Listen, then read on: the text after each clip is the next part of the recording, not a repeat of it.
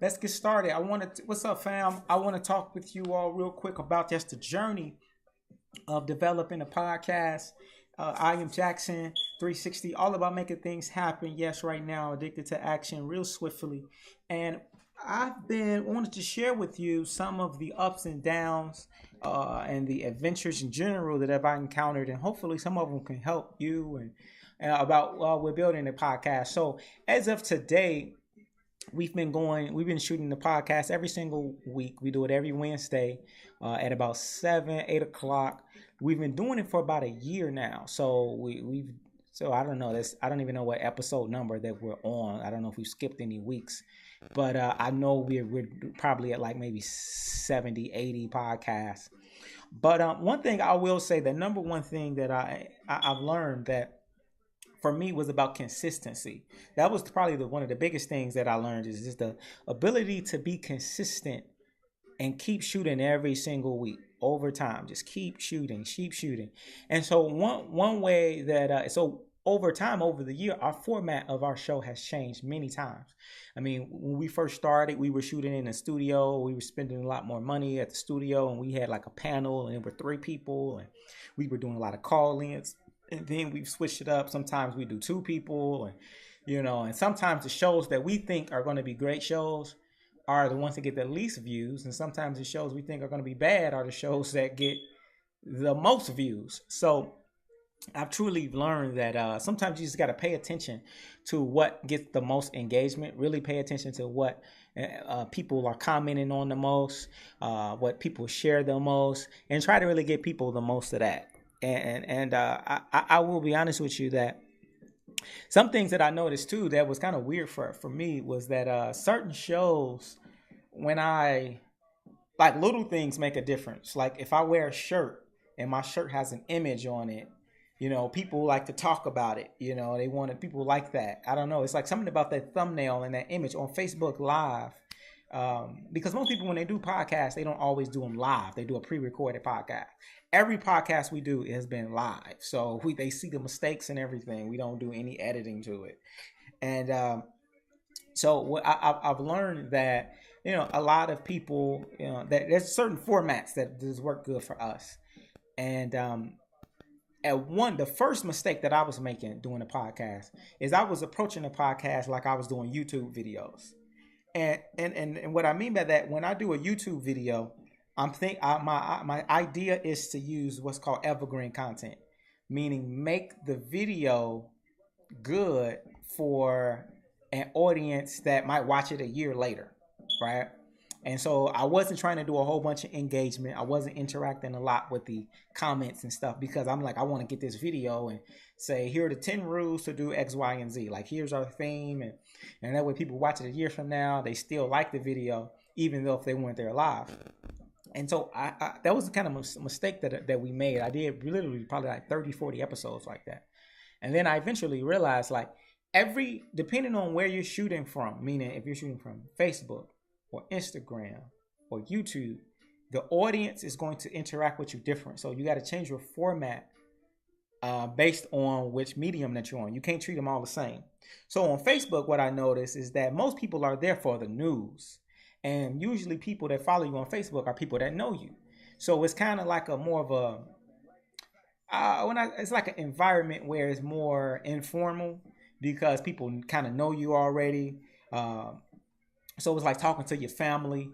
And so that way people are, when they're scrolling down that news feed, that's the number one thing. They want to see news. They're trying to see what are the current events. So I learned like to make the shows where it's like 80% about them and 20% about us. So I don't focus. So that's eventually we made that change. Really trying to make the shows where they were a lot more about the audience and less about like us. So I also noticed that people they like certain questions, like literally like it's a live, like treat it like a live seminar. Ask people questions like trivia questions, or ask people to get involved. Can you share this link? Tell me that. Like the more that we did that, the better engagement we got. The more I let go of the idea of trying to really replay this live show and keeping it, the better we did, because it was just, I don't know, it was just much better engagement. So I don't know if you can see here, but like, so you see on the side, we got a lot of comments on this particular video. And so this is us doing a split screen. This is the show. And then we're commenting on like this music video. We're talking about it, about people craving attention and rappers. And then you see a lot of people had stuff to say. So we try to like keep like in tune with what's the news and things that are going on, so that people get our perspective. A lot of people, they like perspective. They want to know, what do we think, And I noticed we had a lot of regulars because, again, when you're on Facebook, people aren't really searching for videos. People are more so just looking at the feed. If they know you, they just say, hey, let me see what they're talking about. And so that's why we noticed like you have to be very engaging on Facebook, because the people that are watching you, they are people that already know you. And these people don't necessarily, they didn't search for you. Like, it's different on YouTube. They subscribe to your page. These people are probably did a search to look specifically for you. On Facebook, most people, they don't necessarily care about you. They really care about what's going on in the news. So that was a really good tip. And on YouTube, I think it's a little bit different. You definitely want to still touch the news, but definitely you can talk a little bit more about yourself, because these people have invested in you because they've already subscribed and watched most of your videos and stuff like that. So also I noticed with Facebook, with the podcast, that is definitely, I can do the podcast by myself, but I learned that it's good when you shoot it with multiple people, because people like to see different perspectives. It's like an event. It's really like when you're live, especially, it's like a live engagement. People want to hear different perspectives, so people really like it when you can have different people get involved, where it's like a conversation. So really about engagement, being quick, being to the point. And the time of day you shoot, I think, is important. I know sometimes we would shoot at 6 o'clock. We didn't get as many views because I think people were getting off of work. When we went late, when we did 8 o'clock, our views kind of went through the roof. But the main thing is we just stayed consistent. And for me, when we created that format at the beginning of saying, all right, we're going to be more of a like, we're doing marketing makeovers, we were really focusing on entrepreneurs, that helped us be consistent. However, we couldn't hold on to that idea because eventually we realized that it wasn't just entrepreneurs that were listening to us. So we had to be willing to adapt. So you got to be willing to adapt and give people what they want. I think that's the main thing that I've gotten away from shooting live podcasts, of when people don't really know you like that, is really establishing a relationship by giving them what they want and giving them your perspective. And the more that you do that, the more that, they'll follow you, and you can build that following.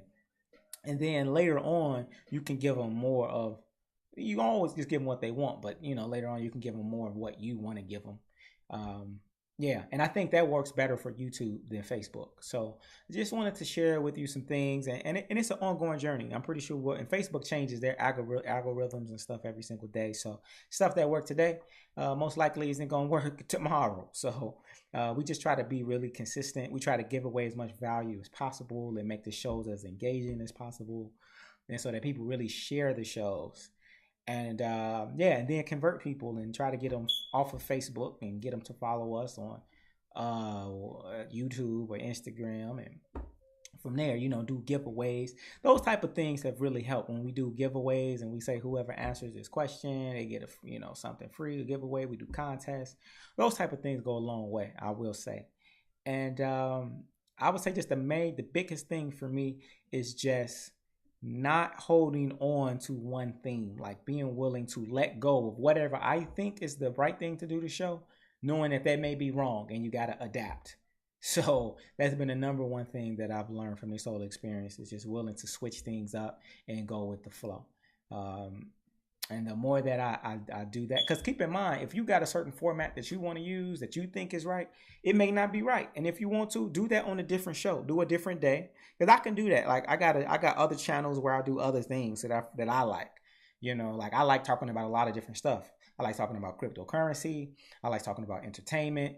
But certain people on the stream don't only want to hear about crypto and they don't care about the entertainment. Some people only want to hear about the entertainment. They don't care about business. So I just realized just the power of just creating different channels where you can get different variations of me, and then just kind of promoting different channels like that. So, well, with that being said, I'm gonna try to cut this video short because I know it's going long with this episode. But I just want to stop and just encourage everybody: if you're building your brand, just stay consistent. And people may not after a year of me shooting.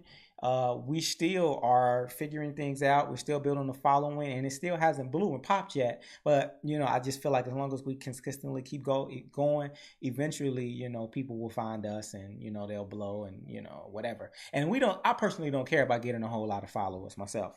I just care about being more of influencer than a celebrity. I feel like just because you're popular and you got 1 million people following you, that don't mean you're going to have 1 million people. 1,000 people going to come out to your event and come visit you. You know what I mean? And come support you. I'd rather have just 5,000 followers and all 5,000 come out to support me because I'm influential versus having 1 million people and I can't get 1,000 out. That's just my philosophy, so everybody's different, but that's what I'm on. But yeah, so subscribe more to my channel. I'm drjackson360 across all social media platforms. If you just use that hashtag, you will find me on YouTube, Facebook, all that good stuff, Twitter, Instagram. I'm really heavy on right now probably on Facebook the most, just because we use that live element. But you're going to see me do a lot more on YouTube and Instagram and whatever new platform come out, we want to experiment with. So, but just as of today, those are the main 3 that I'm using. And yeah, so I appreciate if y'all want to be featured on the show, or you got something y'all want me to talk about, or let me know. I'm definitely for it, and I appreciate all love and support. But the main things that I'm really about is just about really professional development and entertainment, like infotainment, helping people reach their goals, motivating them, talking about what's currently going on, and helping people reach their goals, but doing it in a fun way. So we could talk about whatever. If it's cryptocurrency, we're gonna still have fun when we talk about it. If we're talking about business, we're gonna still have fun and talk about personal development and still have fun. We're not gonna be too serious, but we're gonna still give you some good game, but we want to do it and have fun while we do it. So that's what I'm all about, y'all, is keeping it going. So with that being said, y'all, subscribe to the page. Much love. And hey, if you ain't talking about progress, baby, you ain't really talking about nothing. I'm Dr. Jackson360, all about making things happen. Yeah, addicted to action, yo, hustling homie, in that order. So place your order, and I appreciate you for being a supporter. Peace.